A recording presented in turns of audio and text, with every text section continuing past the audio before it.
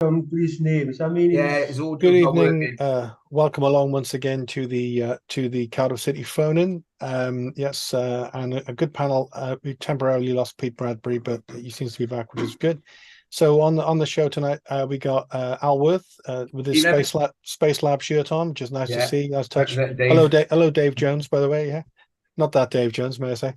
Also, Pete Bradbury. Thanks again for coming back on the show. Nice to see you again, Pete. No problem, Steve. Nice to be back. And Mickey Villan, thank you, Mickey, for coming on tonight. I really wanted to get you on tonight, so thanks for coming on. But for obvious reasons, which we'll come on to in a bit, yeah. There's loads to talk about with that. That fantastic event. Look, it must have been amazing for you to be part of that, I think. And so there's a few things to talk about. Obviously, we go to the Stoke game first. So Al, 3 straight clean sheets, 6 goals for, an average of 2 a game, 7 points out of 9. That's promotion form, isn't it? All over. Yeah, it was following on from what we said last week, really, Stephen. The defence are as happy with their clean sheets as the attackers are in scoring. Yeah, they make a big fuss of it. He's got to be really pleased with that, hasn't he? It's fantastic, and dare I say, going into Saturday, Norwich are doing so badly at the moment. It's the kiss of death, isn't it? Yeah. But that might continue. It's ironic, really. I was having a look before we came on here, when I actually got on here. Last year, we were all going on about how we wanted Wagner as our manager. Yeah, I was going to ask you about that. Yeah, yeah. And he looks like he might well get the boot. I mean, going August aside, I mean, September, October, and now in November, their run of form has been terrible. They won at Huddersfield away. They haven't got anything else away from home this year. So hopefully, or this season rather, hopefully, we'll capitalise on that. Another clean sheet and some more goals. They haven't got a midweek game, have they? No, nothing this week. So hopefully, they would get pasted like 5-0 in midweek in the change of management. We don't want that happening, do we? Well, they've lost. They've conceded 4 goals, I think, against Southampton, 6 goals at Plymouth. So there's something lacking there. And I've read a few articles with the Norwich Supporters Trust, and where they're saying basically the whole club's in limbo at the moment. They're waiting for some investment to come in, and it hasn't been forthcoming. So it's an odd situation for Norwich to be doing this badly. Normally we look at that as one of our toughest games of the season, I would say, but and here we are looking at it as perhaps possibly one of the easier ones, coming back with Stoke, who had a good run before they played us. Ironically, of course, so if we did give them a battering on the weekend, and then they got rid of Wagner, that'd be 2 managers in 2 games, wouldn't it? 2 home games. Yeah, exactly. On a hat trick. Exactly that. Be nice to see. Mickey, I'll come to you in a second and get the full story of your Cardiff City event last week with the main man, because there's loads to talk about there. Pete, you said just before we came on, you said you're really enjoying the season so far. I am. I people are a little bit baffled at the minute that I seem not have anything to moan about. It's been out of character, isn't it? It's pretty much everything I've almost wanted the football club to be. They're ahead of the curve in recruitment. I think the manager is definitely one of those managers you think of him would improve any side in the Championship. And it's nice to have a manager who I think is one of the top managers in the Championship again. We haven't had one of them for a few years. I think defensively they've been excellent in recent weeks. I thought Saturday the only thing that was lacking was a final ball, and if they'd had a final ball, they'd have been, I think, deserved winners. City. I really do think we've got an outside chance of getting in the playoffs, and it's amazing how far we come. Al mentions it was people like me who were calling for Stuart Webber, and a director of football like Stuart Webber, and a manager like David Wagner. And Webber's left Norwich, which is half the reason they're in the mess at the moment, because Stuart Webber's working out his notice, so they're not going to sack Wagner until they've got a new sporting director in place. So, because the new sporting director will want to appoint his or her new manager, own person to be manager. So I think we're playing Norwich just at the right time. I think Wagner knows he's going. The players knows he's going. They've basically got one eye on when that happens. And they were so poor against Blackburn on Sunday, weren't they? I watched the highlights. I'd be very confident if Wagner's still in charge, we'll win that game. But more importantly, I think Errol Bullitt, it's the first time since I've been on here since Bullett's got the job.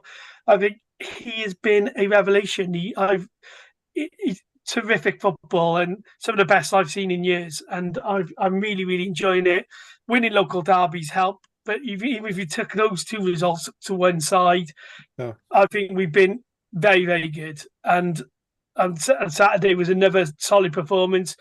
I was happy to take the point and move on. And as a side with playoff aspirations, they go to places like Stoke and they don't get beaten. I've certainly thought we were value for the point and could have got 3 on Saturday. And again, Mickey, fantastic support. Amazing support from City fans. I mean, so loud. Yeah. Nearly 1,800 up there. Fantastic. Yeah. Really great support. Talking about great support. So you're sitting at home and you get this phone call from Cardiff City Football Club, and all of a sudden there's a Mr. Bullet coming to town. Yeah, it was a agonising. I think I had 10 days to put it together. I went to the one down in Pontypridd, down Snowy's pub in the Rose on Crown. Great pub, great sporting pub in Pontypridd. Quick Q&A, Bullet again. Good night. Anyway, left. My mate Ketty texted me in the night about 12 o'clock. They were talking about the club were going to approach me to put it on up in Ferndale Imps. I just took it as a pinch of salt. And then I messaged, the following day, I messaged the management committee of Ferndale Imps, telling them that it's a possibility we might have Errol Bullet up there. Left it at that. And then Corky messaged me in. And then Wayne Nash messaged me. And then Sam Emma from Cardiff City messaged me, and basically the ball was rolling. But, well, as I said, we had 10 days to put it together. We had to keep it all quiet for obvious reasons. So you could have told your mates, Mickey, Yes, absolutely. It was disappointing. So basically, we decided, obviously, it's going to be all go to charity. So 50% was going to go to, we've got a young lad in Ferndale who needs an operation on his back. So that's the 50%. And then the 50% going to go to the Cardiff City Foundation. But then Cardiff City decided they wanted to go to the Ronda Food Bank. So basically, and that's how it developed. Then I approached the local male voice choir if they wanted to be part of it, and they jumped at it. I had a sponsor for the evening then in Craftwork 1927. It's a guy I know from Tonopandi. He does slate engraves on slate. Brilliant, honestly. If you're looking for Christmas presents, quality Christmas presents, go on Craftwork 1927 website. Unbelievable. He made loads of gifts for Errol Bullet as well, and for our raffle. And that was it, really. And what was the kind of itinerary for the evening then? I drafted up the itinerary, and this was all with support and help from the management of Ferndale Imps. You got Richard, who works on the bar. You got Lee, Darren. It was Matthew Gavino, official photographer. But the itinerary was Errol Bullet was going to arrive around about 6:30. So I made sure the room upstairs was packed by 6 o'clock, which it was. I had a runner at the bottom of the stairs, a young lad. When Errol arrives, he used to come up and tell me. So one of the guys in the door kept Errol Bullet on the stairs while I got the choir ready. The choir was starting into song, Men of Arlech, and in he walked, and him and his right down man, Nico. As I said, I put a picture up later. There was one photograph of him. You just beaming he was. The picture can say 1,000 words. Yeah. This particular picture was unbelievable. And I messaged everyone who had tickets. Look, we don't want questions regarding team selections. We don't want sort of awkward questions. Let's make him welcome, and let's ask questions like about him growing up in Germany or growing up in Turkey, or who's your favorite football team. You obviously ask questions regarding but not contentious questions, if that makes sense. You know what I mean, Al? Yeah. you know, you don't want to put him on the spot, do you? You know, and but people did put him on the spot, and he handled it well. And I'm probably going to say that I think this Errol Bullock is destined for the top. Whether that be with us, but I think he's either going to get a top Premiership manager's job, or he's going to have a top job in Europe. But, and the other thing as well, I like to say, Steve, is there's a Turkish sports media Sports website. Digital. That's Sports the one. Digital, They got wind of all this. Yeah. And it's on their Twitter feed, and it's had nearly 1 million hits in Turkey. And I've got a few Turkish people following me on Twitter now for some reason. So nice. No, that's fantastic. I just think it's a brilliant story. I mean, only looking at the pictures, you know, it seems like a really, really kind of warm, likable guy. It was. And you can wanted, get to know, you know. I wanted the welcome to be a warm, Rhondda welcome. Yeah. You know, I didn't want it, just walking in and then, sit down and I wanted it to be sort of a warm, Rhondda Valley welcome, and it was. Did you buy him a beer? That's the thing. No, we had some Brecon Carrig waters for him. So right, yeah. I don't think he drinks. I bet he would have had about 5,000 pints if he had. Everyone would have buy him a beer, wouldn't they? Just to say they bought Errol Bullock a beer. You must be really. It must have been quite nerve-wracking for you, I imagine, Mickey. And I guess you woke up the next morning and you must have thought, "Blimey, did that really happen?" You know? Yeah, it was. I had sleepless nights over there. But as I said, when it came all together and with the help of everyone around us, all the Ferndale Imps Management Committee, everyone worked tirelessly to make it work. The bar staff, people who give gifts as well to Errol. It was people who donated for the raffle. It was just a fantastic evening. Well done, Mickey. Anyway, well done to you. No, I said it. That's not just me. Yeah. It was a collective group of people who managed to make it work. It was hopefully we made hopefully he was impressed with what he saw, and at the end of the day, as I said, we wanted to be warm and welcoming, and I think the choir and the clientele who were there made that.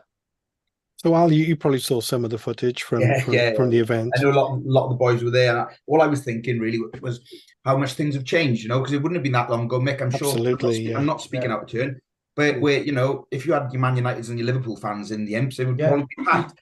City would play, and people would take the mick out of us.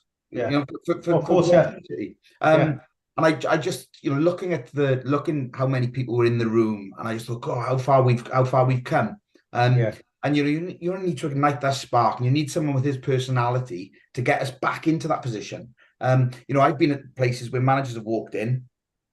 Hesitate to say, you like Steve Morrison, possibly. He'd walk in and people wouldn't even look up, and then you'd have to introduce him, and then you'd have to shut up the crowd for him to speak. But like the way you've done it, I mean, it's so skillful, really. Holding him there, making sure everyone's there half an hour before. I know some of the boys have gone straight from work, haven't they? They were in work clothes when they went up there and so on. And skillfully stage managed, I would say, Mick. Brilliant. You've got him in, and then sharing it later then on social media and so on, we all feel like we know him and he's one of us, if that makes any sense. Absolutely. So, notwithstanding, big Rhondda welcome. I'm sure everyone else who supports the city from all over South Wales are going, oh, he's one of us now. Without that. I just, all testament to you and to all, obviously all your friends, all the boys on the Rhondda bus as well were there. I was inundated afterwards with photos from some of the boys who were there saying, look, look at this guy. And similarly, though, Snowy and sold down at the Rose and Crown. That looked a fantastic night as well with a lot of the Ponty boys there. So, and he's obviously, if he's over here in midweeks, he's probably, if he's getting this sort of reception, hopefully now he'll go. There's plenty of other places throughout South Wales as well. Who will organise, the Barry boys, for example, down in so many places in Cardiff. Great way to start, isn't it, really? And he's, if he's loving this, I mean, and it's just got that. It feels like like Pete was saying, it feels like something that we haven't had for a long, long, long time. And we're enjoying it. We're just enjoying it, you know. And he let on that he got approached in 2020 by Cardiff City. Really? Yeah, but there was a massive earthquake out in Turkey, and him and Nico's families were sort of caught up in it. So basically, I wouldn't say he rejected the offer. I think he just declined the offer for obvious reasons. So the funny thing is, Pete, right? Listening to all this positivity. I mean, firstly, you know, we're still listening to the Cardiff City phone, just in case you think you tuned in the wrong channel. But you know, Mehmet Dalman, you know, Pete must take a lot of credit, mustn't he? Yeah, I actually said on the night I actually made a speech, you know, and I actually said Vincent Tan, Dalman, Ken Chu, they've got to take a lot of credit for bringing Eric Buller to the club. You know, it is because at the beginning, I think we could all agree that when he did, I think a lot of us wanted Lamucci, and when Buller did sign, I think majority of us would probably thought, "Who is this guy?" Well, never heard of him. Yeah. So Mr. Peter Bradbury, who's always been a big fan of Dalman, Chew, and the gang at the club, you know.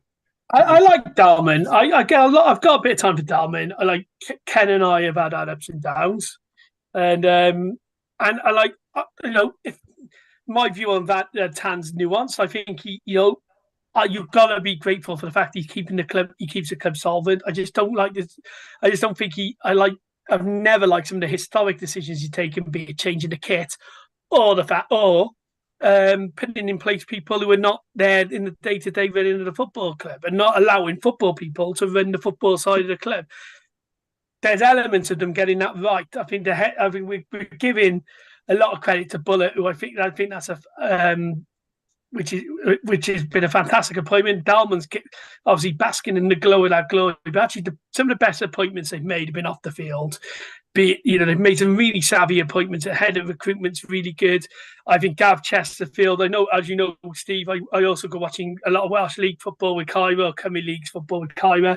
Gav Chesterfield was a really smart appointment from Barry to head the academy. I went and had a look at the academy at Lambert Media of a week. It's absolutely fantastic. Absolutely fantastic. I think a lot of good things off the field are going on. I think we've looked into a bit of stuff. We've settled the court case with Salah. We've settled a lot of those issues that were real bolder, like holding us down, really. And I feel it's going in a positive direction.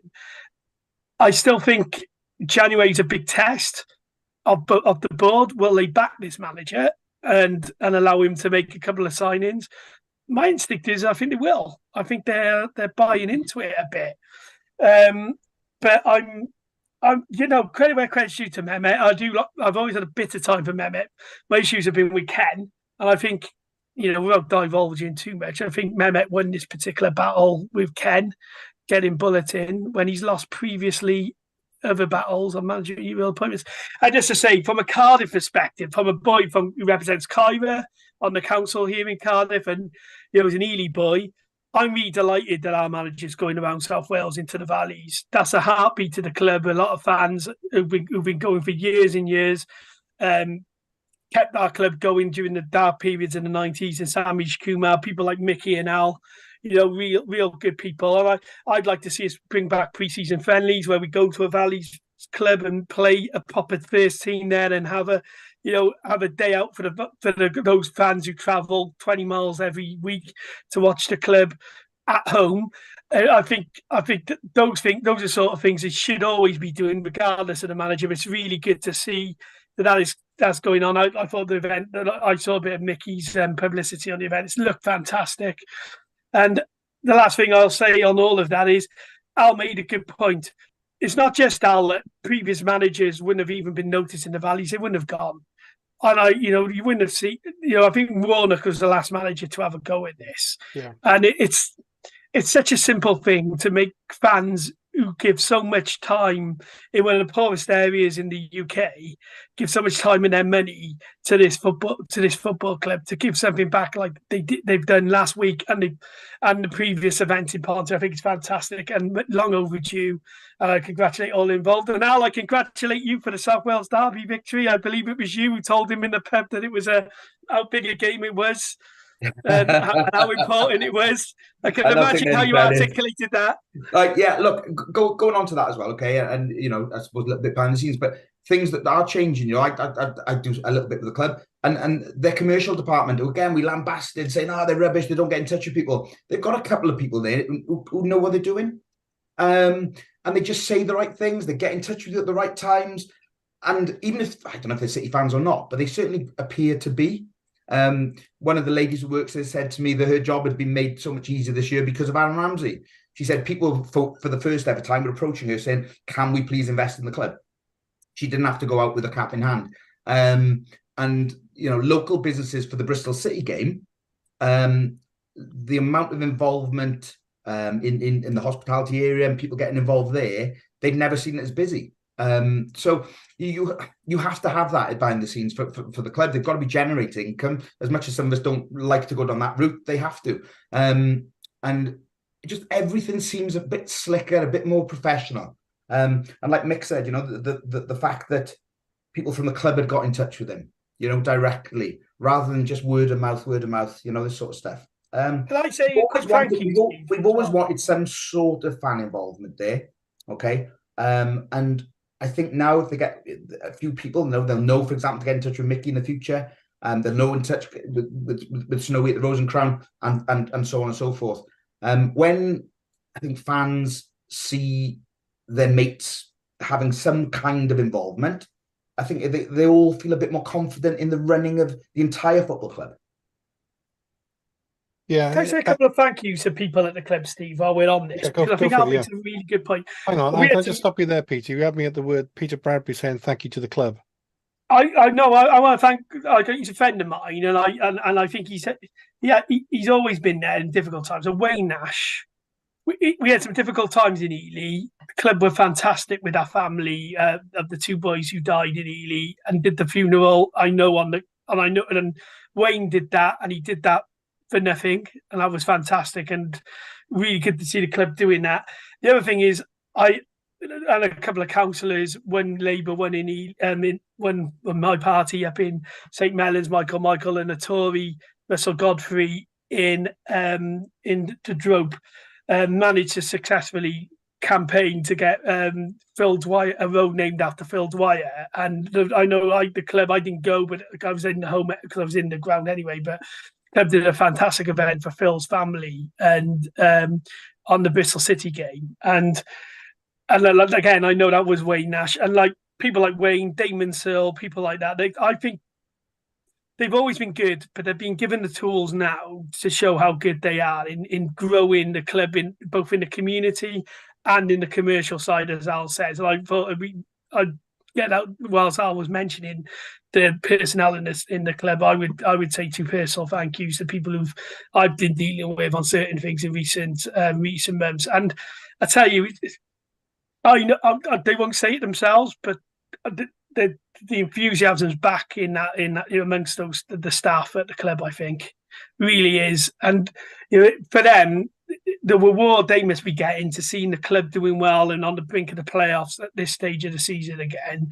It must be so satisfying for those who've had to be at the coalface, really, of fans' frustration with Wayne in particular, with the liaison group and stuff like that. It must have been really difficult for him. So absolutely brilliant to see that the club are winning, and that Wayne is as big a City fan as we are.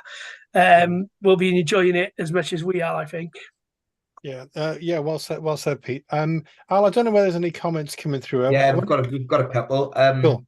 I don't know if they're all coming through. I was working, but Nigel's there watching us. Even all good result at Stoke could have been a win had we been sharper and better with the final ball when attacking. That's a minor grumble only. I wouldn't expect anything less really from Nigel to have a little bit of a grumble. Nothing that I wouldn't expect anything less from Pete, to be honest. But yeah, they deserve that. Norwich outperformed, their fans unhappy. Just hope they don't sack Wagner before the weekend. Cardiff need to go at them from the off. Would we change anything? I think we'll come back to that question if you like. Would we change anything? But he's then gone on to say, brilliant to see Bullet up the valleys, but I met Andy Campbell walking around Barry Bados on Saturday. He knows the best places to visit. He went there for breakfast, didn't he? Yeah, the thread on he posted a thread. Where's the best place for breakfast? Yeah.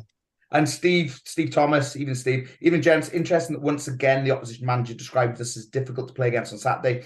Do you agree that Colwell and Tanner are best used as impact subs at present? Should we go around with that one? That's a good question. Do you want to start on that one, Mickey? Yeah, I think so. I think that's a good point. That is definitely Tanner. As I said, both made massive impacts on the two derbies. Tanner against them down there, and obviously Colwell against them over there. So nicest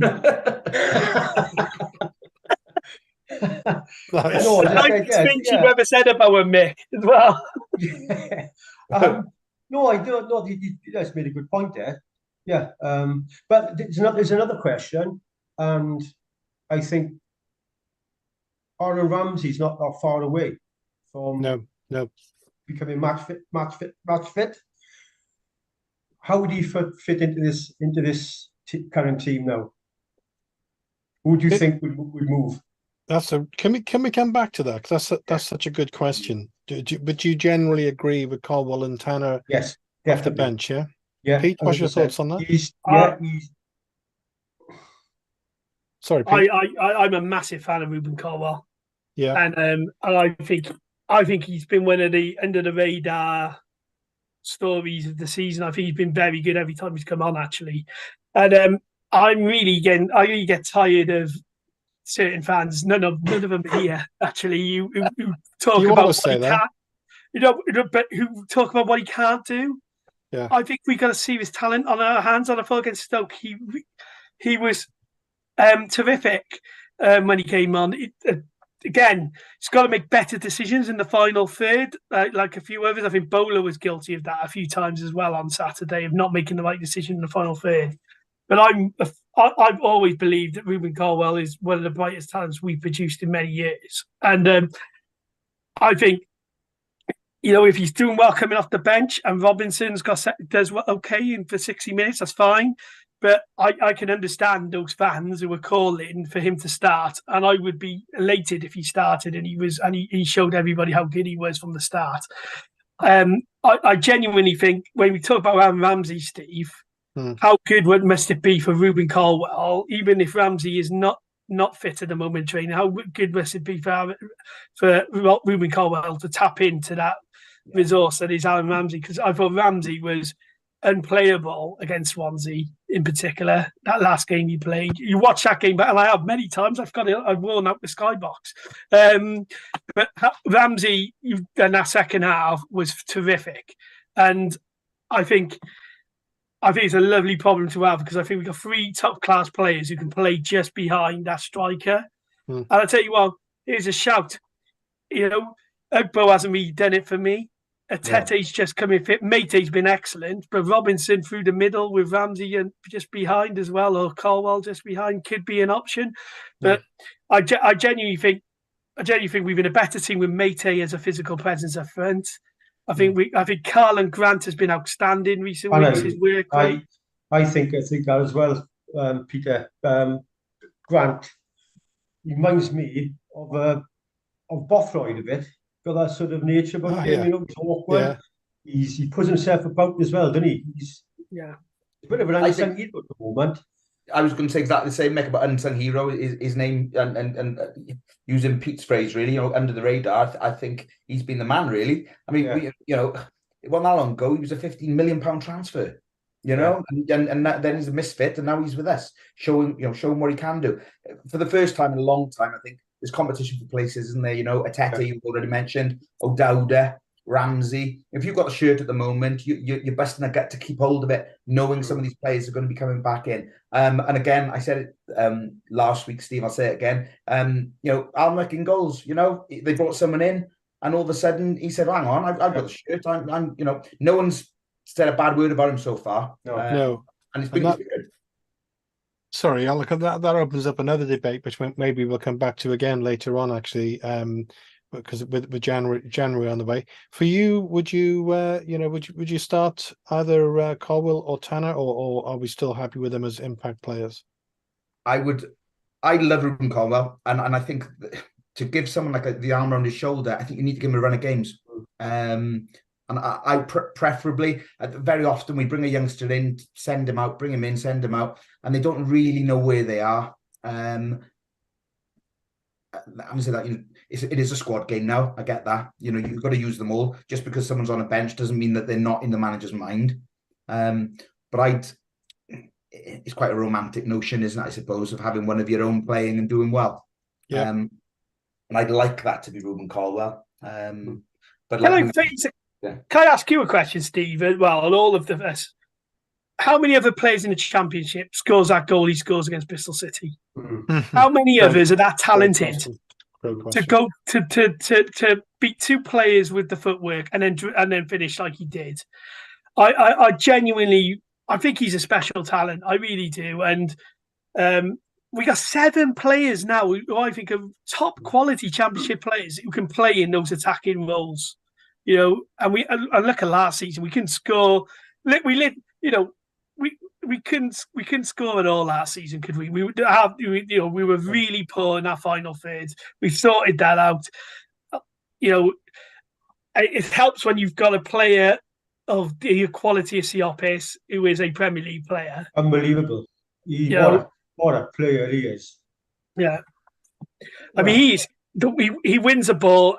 People say he's a new Gary Medel. He's better than Gary Medel for this. Yeah. He wins the ball. He passes it forward. I know Joe Rawls has been a different player playing alongside him. So when you've got that base and those 2 centre halves, suddenly you've got a spine of the team with the goalkeeper, as Al said, that looks like actually on our day we'll give most Championship games teams a real game. And no one's looking forward to playing this. I'll tell you that. It's been fantastic to watch. And he's building something here at Bullet. And my worry is that people are starting to notice how good he is as a manager. Yeah. Which brings us a nice problem, because at some point, we're gonna have to anoint him with the Mick McCarthy treatment to give him a longer contract, and we know how that one went. I suppose this didn't come up, Mickey, at the event in the week, but if I've been, I'm guessing you had a Q&A and a microphone set up and all the rest of it. Yeah. I mean, one thing I would like to ask him, what's going on with a Turkish manager bringing in two Greek players and then putting the start names on their starting team sheet? Yeah. Because they're both great, aren't they? The pair of them, they just pick themselves, don't they? Brilliant, absolutely brilliant. Shops, he's my favourite at the moment. I love watching him play. Yeah, he's, as you said, we're going to be lucky to hold on to this manager. I'm telling you now. Yeah, I agree. He's destined for the top. Hopefully, I pray he's with us, but. And especially the way, it is a managerial merry-go-round in this country, isn't it? Yeah. People in the Premiership, like you say, they've got money to throw around. Then you look back to even Germany, obviously where he's well regarded. Also, you just don't know. Going back to Siopis as well, though, I haven't seen him lose a ball this since I've watched him. I've not seen him lose a ball once. Just seems to know when to lay off that pass. It all looks quite simple, doesn't it? The way he makes it look. But fantastic. We've had a few more comments, Steve, that I'll read out before people stop commenting. Steve Wiggins, great to hear all the behind the scenes positivity at Cardiff City. Certainly a very different feel to this season. Should we all be lumping on? He's gone on to say Ruben looked to be the key last Saturday, always on the front foot. Fantastic cameo against Stoke. Robinson looked a bit more lethargic. He may get more game time this weekend. The Stoke commentators loved him. Steve Thomas then saying, did you see Grant's interview saying Perry NG was awful to play against previously? Loves playing with him now. And the back four have now got 3 consecutive clean sheets. Long may that continue. I don't know when the last time we did that. We were chipping we previously. Do you know what, Al? If you look at the team now, you can go through the whole team, yeah? Yeah. You look at the back four, NG, right? Yeah. Quality, absolute quality. He's a joker of the pack as well in the changing room. Yeah. You know, McGuinness, quality. You know, he's the one I think will lose. McGuinness is the one I think will lose first. Yeah, I really do. He's the one I think will lose first. He's got a man mounted. He's only 22. He's a man mounted, isn't he? Yeah, yeah. You know, and you know, yeah, he's doing. Who's the right back now? What's his name? Collins.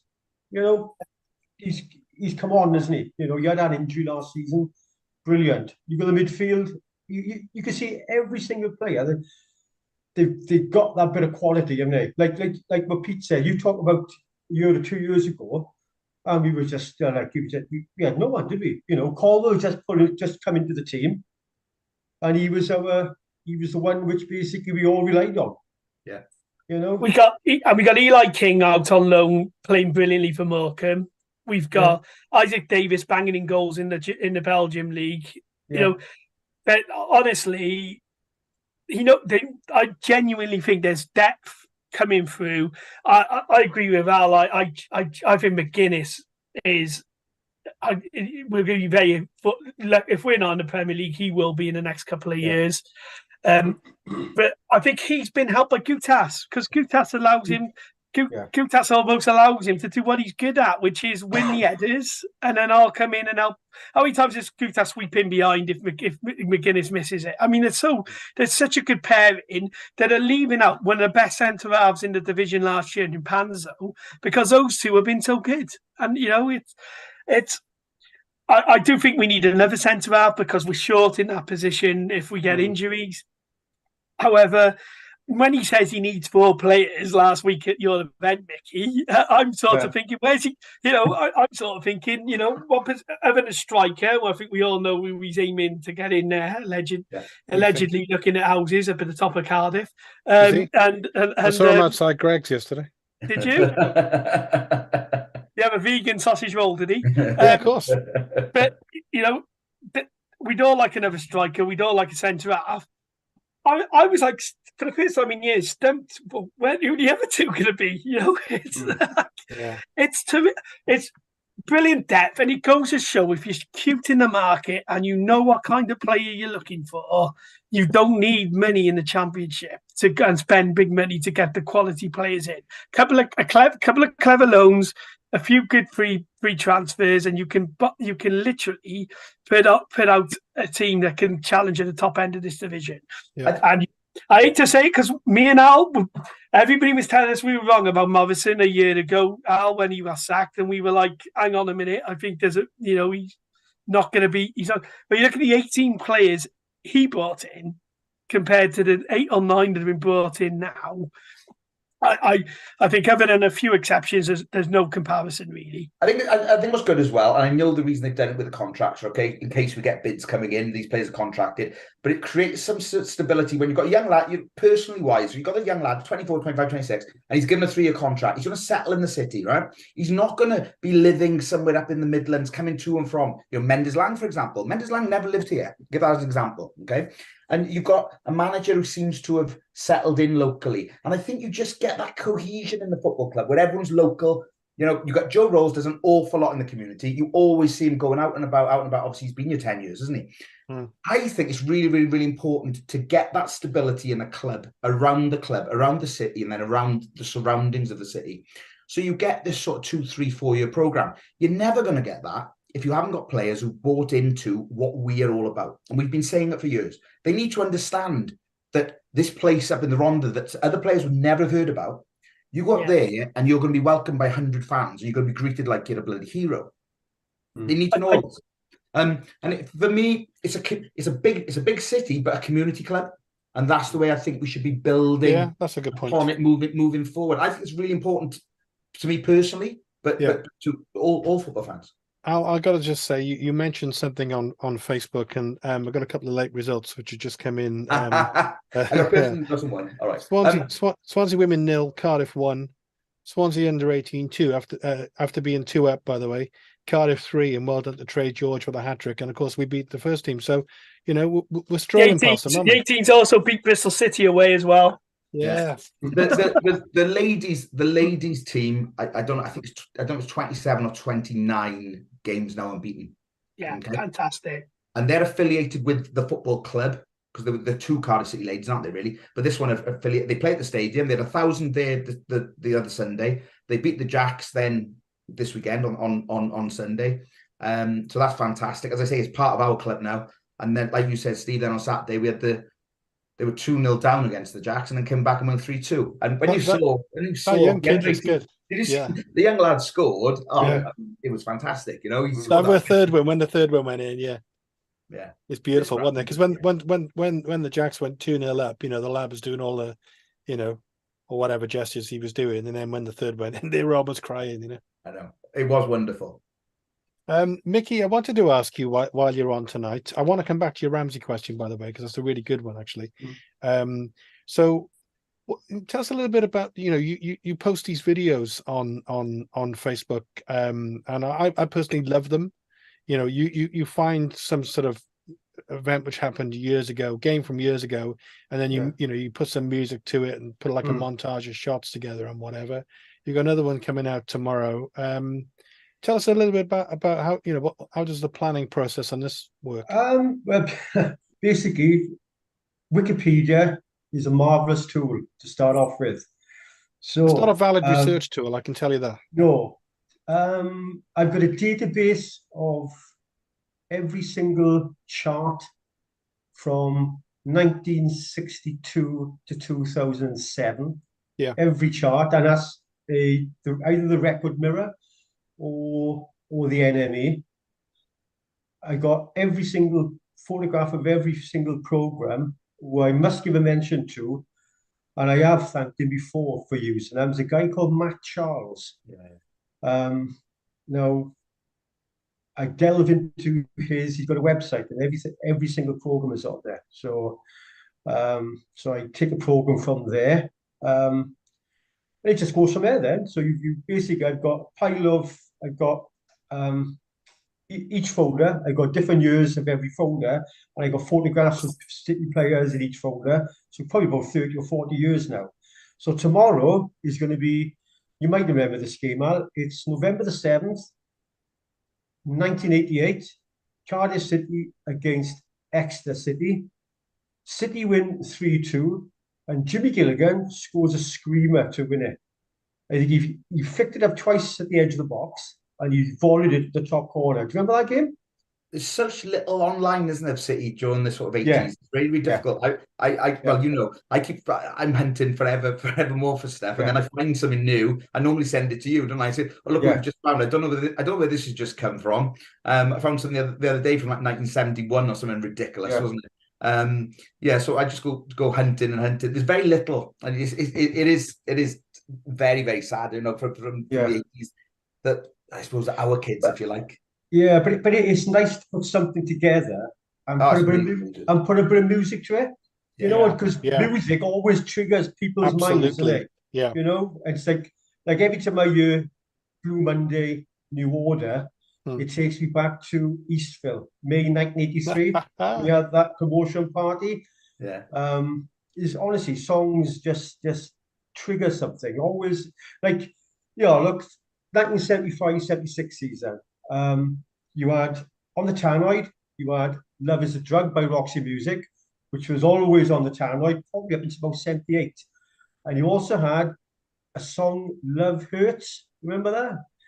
Love Hurts. I don't know. Anyway, I can't remember. I put it on last week. Maybe. There's about 4 or 5 songs from about 75 to 78 where they were continuously on the Cardiff City tannoy. And every time you hear it, it just brings you back. The only one I remember, Jim Capaldi. The only one I remember, Phil Suarez, I was playing, obviously Simply the Best, as you know, remember that team come out? When we were coming out in the 90s, Simply the Best. Like when we're getting beaten at home to Rochdale or somewhere. going back, though, Mick, for sorry to interrupt, but I'll go on the back of what you said about Matt Charles's Cardiff City program, Weebly, I think it's called. Okay, it's because of that I was able to. You can identify, and we'll all be able to do this. You find the program at the first ever game you've been to, and then it gets worse. Then, for example, I went first ever game I took my son to, for example. So I saved those images, and then you go on eBay and you realize they're not very expensive. Programs from the 70s aren't expensive at all. So I managed to get hold of my first one, 28th of February 1976, beat Chester 2-0. and I got that one. And then if you then get to the last one of the season, you'll have all of our lineups in the back of the program for every single game for that season. You know, where's that? Where do you find that? What the lineups? You've got the lineups. Right. If you get the 1975-76 program and all of those after that, okay. Yeah. If you buy the last one of every season for the home game, it shows you the line. It does. Sorry, Al. Of course it does. Right. So it's got them there. So then you can go through all of that and just cross-reference who was where at what game. Yeah, I know I'm an anorak, okay, and I believe me, I've done it. And it's that's the sort of thing that I just go. I think there's a few of us on the group who started the same season. Yeah. I was 27th of December 75. I was Peterborough home 5-2. Tony Evans hat-trick. Oh, there we are. And Gareth Thomas was just after you with Sheffield Wednesday. Julian Kendall was the same season. And then I was the February, and I did the last. It's strange, isn't it? The things you remember. You know, I did the last 6 home games that season. When we played Palace away, It was the week of my 6th birthday, and my mother wouldn't let my father go to Palace away, right? And that's in family folklore now. The moment Italy, you know, he said we went up there. We beat Malcolm Allison. Adrian Olsen scored the winner, and he said because of you, he said I never went. It's just stupid stories, isn't it? It's just, I love all these stories. April 1990, I was, and we beat Walsall. We beat Walsall to relegate them, and I think Cohen Griffiths and Chris Pike scored. Pike, I think, got 2, and Cohen Griffiths scored. And the other Bob Wilson remembers this because he remembers me going with my uncle and with him to that game and my dad. And a Walsall fan was leaving Block A of the grandstand as we were walking around the old Grange end from the Bob Bank, which was a huge terrace. I still remember it, the lights and the terrace. And in my head, there were 20,000 there. I think it was 2,500. And Walsall got relegated that day. And I went and I said to a Walsall fan, "Well, that's you down," or something along those lines. He said, "You'll join us next week." And then we lost to Bury the week later. got relegated from Division 3 to Division. So in my first season, we got relegated. It was the 90s. My son's now 11, and I'm taking him. He's a season ticket holder. I take my nephew, and they watch these vlogs. I watch them. I gotta be honest. And he said, "Did you have any of this when you were 11?" I said, "Well, we did, but they were called fanzines." And the culture I was brought up with, so I've still got somewhere all my Thin Blue Lines and Watch the Bluebirds Fly and Bluebird of Happiness. I used to get them all, and that was a highlight of the 90s. Watching City with some of the great fans, particularly Watch the Bluebirds Fly. Nick Sheldon's a good mate of mine. It was a brilliant fanzine, and it was gallows humour, wasn't it? We were terrible, but we had more or as many fanzines as any other club throughout the whole of the Football League, and that was including the old Division 1. We had as many, if not more, and we had 3,500 home crowd. We had more fanzines than fans. It was great. What was the I love Mickey's Facebook page. It's fantastic. There was a comic, wasn't it? Bluebird of Happiness. No. The comic one was Bluebird Jones. Bluebird Jones, that's it. Did Urban? He's still on the website, Urban 75. I don't know if he's been on it for years, but if you go on the Urban 75 website, you can still get a lot of what he was doing there, and it's all published on there. So you can get an online link to Bluebird Jones there. Oh, brilliant! Mickey Dredd, wasn't it? Was that right? Yes. I think the 1927 club will know because Richard Davis. Was he from Brixton in London or something? Yeah, I think so. Mike Richard Davis is really good friends with him. Yeah, that's right. Yeah. I just want to interrupt just to say it is the best phone in ever. I think it's the best. This is just pure podcast gold. It's just going off wherever it goes. The thing is, we're seventh in the championship. Here we are on the verge of the playoffs. We're talking about the 1975-76 promotion season, the 82-83 promotion season. My favourite season from my early days is obviously 93 with Eddie May, and that's my hero. Carl Dale is still my one of my hero, favourites. Yeah. Funny enough, Mickey, we will get back to present day in a bit, but funny enough, for the one you put out yesterday, I think we were 20th in the lower division. Not hardly great days, but as you said, Carl Dale got 30 goals. I think you said that season, didn't he? Yeah. And he still finished 20th or something. Yeah. No, I love all this nostalgia. And it just gives me pleasure posting thinking of a song, what to play, looking great through what those you charts do. and thinking what is apt for that Yeah. season.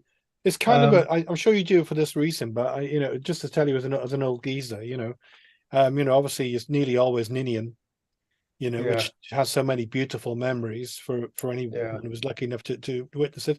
And then to say it's the power of the music. It's like when you put the music together with the images, I think it's very go back to favorite seasons. I think my favorite season is 83-84. As I said, 82-83 was great, but then you had 83-84 for the Terrace Dandy. It was utopia, that second division. It was brilliant, absolutely the brilliant. Terrace Dandy. There's a name for a podcast, isn't it? Steve, you don't have to be in, but I think this is really important, though. I wasn't around in that, but I watched Mickey's videos, and I love that. I love Blue Monday and stuff like that. And those are, as fans who were that generation, a bit of look up to the boys who were around in that era, who were watching it and going through those times, particularly in the 80s, how hard they were. And I think it's important we educate. Like I always say to my son, you don't realise how lucky you are to be 11-year-old and watching championship football. Because we finished third and fourth bottom in the football league twice in 3 seasons when I was in my teenage years. And I think it's important to know your history and know where the people who've come before you have been. And I think anybody who isn't a member of Mickey's Facebook page should join. I'm on it. I love every day he tags us all on something. It's fantastic. And but I think we've all got our stories about the 90s. You've got your stories about the 80s and 70s. It's brilliant stuff. And I think I thought it was great. Okay, we can't be the only old duffers. Okay, because some of the things coming through have answered some of the questions that we've said. Some of the comments, fantastic. Yeah. Wales Keep the Faith in 1969 said, Mickey, you're lucky you didn't go to the game before the Peterborough match you went to. A Boxing Day 3-0 away defeat to a struggling Swindon town with Frankie Burrows, my first away game. He's then gone on to say, this is great. This is the power of the internet. Now, Bluebird Jones was the brainchild of Mike Slocum. It was originally from Rabina. Then Steve Thomas has said underneath, I saw Mike of Bluebird Jones in the Lansdowne before the Bristol City game. It's crazy, isn't it? And then Nigel Blues, Jimmy Gilligan scored that goal, the Exeter, in the first couple of minutes. I know because I was still walking across the car park and missed it live. Yeah, a bit of a lifetime. He's missed many goals live, really. Steve Wiggins, this is like a silver-haired convention, I think. Nigel, yes, that winner too. One of my first games, 1969, Arsenal FA Cup, packed to rafters. Dad stood me on an orange box from our shop on the Bob Bank. I think all of us started. That's how we ended up when it was with our dads, or uncles, whatever. They all, my old man was English, and he moved down here and he got the bug, and then started taking me, and then you just pass it down, don't you? Same Mick with and also with all of our kids. They wouldn't do anything else now, would they? I mean, we all talk about our favourite seasons, but if we were to be promoted this season, with my son and my nephew going every week, and they were to experience a promotion, which I remember, I think that would be one of my favourite. This would be one of my favourite ever promotions. And I gotta say, I loved. I became friends with Nigel by travelling on that with him on the bus, and back in late 90s. And one of the things I used to look forward to on a Monday morning was Nigel's match reports. Yeah. When he used to do I love them too, yeah. And they were, when the early days of really the good internet writer. and stuff. He was better. I mean, no disrespect to Terry Phillips. Way Nigel's better. was better. Way better. Yeah. I know. And it's fantastic. I love that nostalgia. I really do. Yeah. Well, nostalgia ain't what it used to be. No, we're about 6 or 7 minutes from the end of the show, so I just want to say a couple of things. Firstly, this is one of the most enjoyable shows I can remember doing for ages. Really enjoyed it. I want to say hello to Simon Willis and his Cardiff City fan show, because obviously they're doing their stuff down at the Rummer now and immediately after this. So hopefully we can co-promote each other. And also well done to him for getting Andy Campbell down there on last week as well for a chat, which was nice. I know he's really chuffed about that. But I want to say about this show. I'm not going into that rant again, Al, don't worry. But the fact that we lost all of that following on Facebook and all those fantastic interviews, people like talking about Phil Dwyer and all this kind of stuff and all that content, because of some ridiculous situation which I still don't understand. And like Al said, he knows, because of his business, you can't communicate with these people. When it's gone, it's gone. So we're trying to rebuild again. So anyone who can share and subscribe and like this, and including you guys on the air now tonight, because you're known City fans, and you've got profiles, and the more you can help us to share it again, please do. It would be great to do that. I want to come back to Mickey's questions. Such a good one. I kind of Mickey last on this, and so Al earlier on, he's saying when Ramsey's fit, how does he come back in? I've always been one not to change a winning team. So I sacrilegious to say, I suppose. I'd put him on the bench to begin with, and let's see where he goes. Let's see where he goes from there. Unless we lost to Norwich, and then all of a sudden you're like, let's bring the changes. Then we go an international break, haven't we? So I suppose. Yeah, I go back to what I was saying before about Norwich. Okay, they've conceded 2 a game this season, 30 goals in 15. We got that team with goals in us, and I just like to once just put, like we did at Huddersfield away, okay? Put a team to the sword, because it's to watch when we do that. I love it. Pete, what about you? I'd play Ramsey if he's fit. He's not going to be fit until after the international break, but I'd look after him as well. And I think you can play him once a week. Play Ruben, swap him out. You've got Robinson in that mix as well. You can look after Ramsey, but again, Aaron Ramsey is playing some of the best football he's played in years. Not just for City. He was excellent in Wales against Latvia, and I think he's fallen back in love with football a little bit, hasn't he? And by coming back to us, and an on-song Aaron Ramsey backed up by Ruben and Callum Robinson, it's an exciting prospect. I have to say, again, unsung hero Jaco Mate has given us a platform a friend Ugbo hasn't this season, and you've got Kieran Atete as well, who's developing. I'm really excited about that. But I think Al's right. I think it'd be quite. I think if we get the first goal quite early against Norwich, it could be comfortable afternoon considering their problems. What about you, Mickey? Yeah, I tend to give you a peek for that. To be honest, as I said, it's. I think you're going to treat him with a bit of cotton wool. I think when he is back, as I said, just nurture him in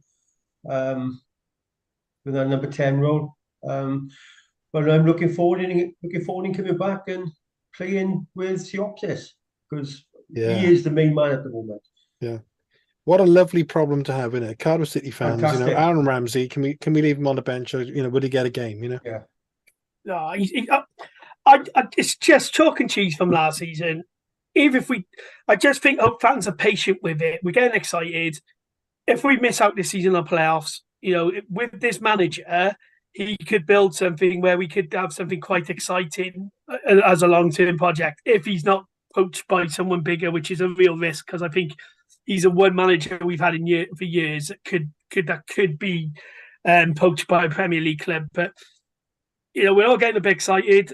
It's great to be excited, but I think we also need it will get tough at times this season. We need to stick with the project. Yeah.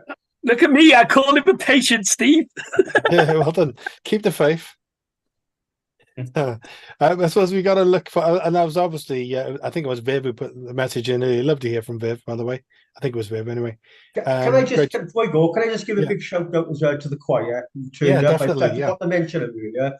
It's the Core Mile Beyond Modelice. Basically, they played at the event, didn't charge us a penny, and basically they put a lot of money into the club. I think they drank probably about 2 barrels of Guinness, I think, as well, during the evening. But no, big shout out to those. Yeah, and again, well done again. It's fantastic, and you know, there's so many places he could go, and he's got the kind of personality. You know, you wouldn't want to go on the Mick McCarthy tour, would you? I don't think. You know, No. it wouldn't have the I'd same like to appeal. see Nick. You know what? I'd love to see the last time we saw choir on the pitch at Cardiff City. Would you believe? Yeah. It was in the Oh, Premier yeah. League, right? We serenaded Newcastle United with a rendition of "Away the Lads." I've never been I to this remember band in that. all my Yes, life, right? we But I'd did. like to see Cormaidian Choir down at the City, okay, for Yeah. a big game, and get the crowd going. It'd be fantastic. Free Guinness all round, brilliant.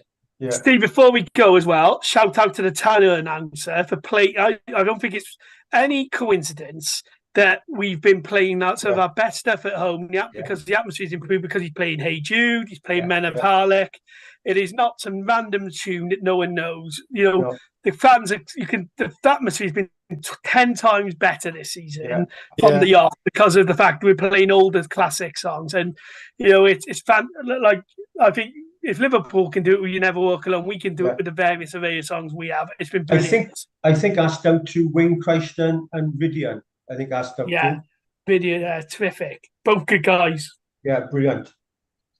Just looking forward to the weekend. Then should we just whiz around for a score prediction? Al, you know, he's goal hungry. He'll have a good prediction for us. 3-0 City. There we go. I knew you'd come in with something good. Mickey? 3-1 City. And Pete? Yeah, I think it'll be 3-0 as well. I think someone's due a hiding at home. Okay, so we'll you know, what's he do? Simon Cowell say, you have 4 judges, whatever he says. You have 4 yeses. You have 4 yeses. Brilliant show tonight. Really enjoyed it. Thanks very much. Cheers all. Thanks for having us.